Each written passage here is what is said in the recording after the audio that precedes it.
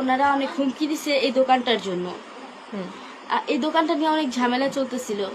ওনারা চাইছে যে আমার বাবার কষ্টের টাকা দিয়ে এই গোড়ার দোকানটা যাতে ওনাদের নামে করে দেয়। এবং কে ফোন দিছিল? এবং এই বিনিময়ে 2 লাখ টাকা চাঁদা চাইছে প্রত্যেক মাসে। হ্যাঁ।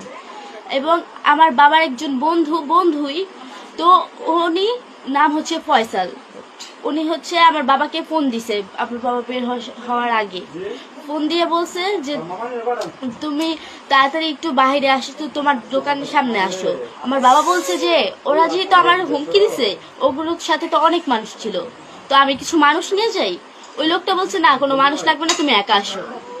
আমার বাবা তারপরে আমার বাবার যে একটা যার সাথে সবসময় থাকে, আমার বাবা যে সবসময় বাবার সাথে থাকে, ওনার নাম হচ্ছে ইসমাইল, এমডি ইসমাইল। ওনাকে বলছে যে আমি ইসমাইলকে নিয়ে আসি, উনি তাও বলছে যে ইসমাইলকেও লাগবে না, কাউকে লাগবে না, তুমি একা আসো।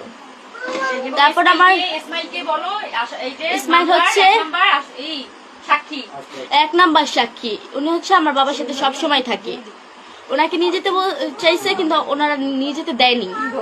একটা পুরোটা পরিকল্পনা করে এরকম হত্যা করছে। আমরা আমার বাবার হত্যার বিচার চাই। আসসালামু আলাইকুম, আমি হচ্ছে ভিকটিম যে লালচাঁদ উর্ফে সোহাগ, তার মেয়ে সোহানা।